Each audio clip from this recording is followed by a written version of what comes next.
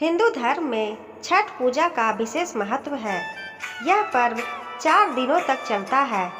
पंचांग के अनुसार छठ पूजा का यह पावन पर्व हर साल कार्तिक मास में शुक्ल पक्ष की षष्ठी को मनाया जाता है। यह व्रत संतान की लंबी उम्र, उत्तम स्वास्थ्य और उज्जवल भविष्य की कामना के लिए रखा जाता है। यह सबसे कठिन व्रतों में से एक माना जाता है। 36 घंटों तक कठिन नियमों का पालन करते हुए इस व्रत को रखा जाता है। छठ पूजा का व्रत रखने वाले लोग 24 घंटों से अधिक समय तक निर्जल उपवास रखते हैं। छठ पर्व का मुख्य व्रत षष्ठी तिथि को रखा जाता है, लेकिन यह पर्व चतुर्थी से आरंभ होकर सप्तमी तिथि को प्रातः सूर्योदय के समय अर्घ्य देने के बाद समाप्त होता है। 4 दिनों चलने वाले इस पर्व की शुरुआत इस साल कब से हो रही है? इस साल 2023 को कार्तिक मास के शुक्ल पक्ष की षष्ठी तिथि की शुरुआत 18 नवंबर दिन शनिवार को सुबह 9:18 से हो रही है। इस तिथि का समापन अगले दिन 19 नवंबर दिन रविवार को सुबह 7:23 पर होगा। उदया तिथि के अनुसार छठ पूजा 19 नवंबर को है। कब है नहाय खाए? लोक आस्था का यह महापर्व 4 दिन तक चलता है। इसका पहला दिन नहाय खाए होता है। इस साल नहाय खाए 17 नवंबर को है। इस दिन सूर्योदय 6:45 पर होगा। वहीं सूर्यास्त शाम 5:27 पर होगा। खरना छठ पूजा का दूसरा दिन होता है। खरना इस साल 18 नवंबर को है। इस दिन सूर्योदय सुबह 6:46 पर होगा और सूर्यास्त शाम 5:26 पर होगा। छठ पूजा 2023 पर संध्या अर्घ्य का समय। छठ पूजा का तीसरा दिन संध्या अर्घ्य का होता है। इस दिन छठ पर्व की मुख्य पूजा की जाती है। इस दिन व्रती घाट पर आते हैं और डूबते सूर्य को अर्घ्य देते हैं। इस साल छठ पूजा का संध्या अर्घ्य 19 नवंबर को दिया जाएगा।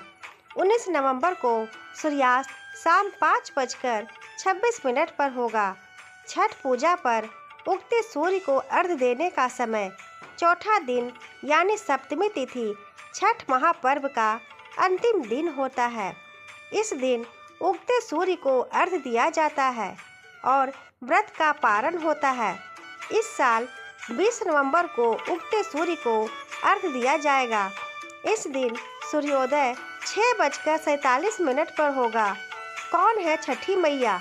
पौराणिक मान्यताओं के अनुसार छठी मैया को सूर्य देव की बहन और ब्रह्मदेव की मानस पुत्री माना जाता है। इनका नाम षष्ठी मैया है, जिन्हें आम बोलचाल की भाषा में छठी मैया या छठी कहते हैं। छठ पूजा में सूर्य देव के साथ इस देवी का पूजन करते हैं। एक प्रकार से सूर्य देव और छठी मैया भाई बहन हुए। पौराणिक कथाओं के अनुसार जब ब्रह्मा जी ने सृष्टि की रचना प्रारंभ की तो उन्होंने अपने शरीर से 2 हिस्से किए, दायां भाग पुरुष और बायां भाग प्रकृति। प्रकृति के छठे भाग से षष्ठी देवी की उत्पत्ति हुई है। इनको देवसेना भी कहा जाता है। जो व्यक्ति षष्ठी देवी की पूजा करता है उनके मन की मुराद अवश्य पूरी होती है। छठ पूजा का व्रत कथा। एक समय की बात है, एक राजा वीरभद्र थे जिनकी पत्नी का नाम मालिनी था। विवाह के काफ़ी वर्ष बीतने के बाद भी उनको कोई संतान नहीं हुई। तब उन्होंने कश्यप ऋषि से इसका समाधान पूछा तो उन्होंने पुत्र प्राप्ति के लिए यज्ञ कराने का सुझाव दिया।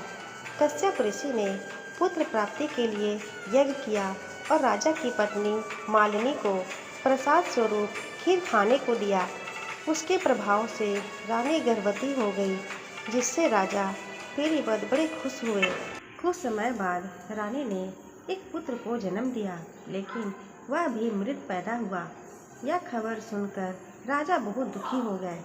वे पुत्र के शव को लेकर शमशान गए। और इस दुख के कारण अपना भी प्राण त्यागने का निश्चय कर लिया। जब वे अपना प्राण त्यागने जा रहे थे तभी देवी देवसेना प्रकट हुई। उन्होंने राजा पीरीबत से कहा कि उनका नाम षष्ठी है। हे राजन, तुम मेरी पूजा करो और दूसरों लोगों को भी मेरी पूजा करने को कहो। लोगों को इसके लिए प्रेरित करो। देवी देवसेना की आज्ञा अनुसार राजा पीरीबत ने कार्तिक माह के शुक्ल पक्ष की षष्ठी तिथि को छठ पूजा की। उन्होंने यह पूजा पुत्र प्राप्ति की कामना से की थी। छठी मैया के शुभ आशीर्वाद से राजा पीरीबत को पुत्र की प्राप्ति हुई। तब से हर साल कार्तिक शुक्ल षष्ठी को छठ पूजा की जाने लगी। जो व्यक्ति जिस मनोकामना के साथ छठ पूजा व्रत करता है और उसे विधि विधान से पूजा करता है, छठी मैया के आशीष से उसकी मनोकामना अवश्य ही पूर्ण होती है। लोग पुत्र प्राप्ति और संतान के सुख जीवन के लिए यह व्रत रखते हैं। दोस्तों, आशा करती हूँ आपको ये कहानी पसंद आई होगी। कहानी पसंद आई हो तो वीडियो को लाइक करें, अपने दोस्तों के साथ शेयर करें। चैनल को अभी तक सब्सक्राइब नहीं किया है, सब्सक्राइब जरूर कर लें। मिलती हूँ अब किसी और नई कहानी के साथ। धन्यवाद।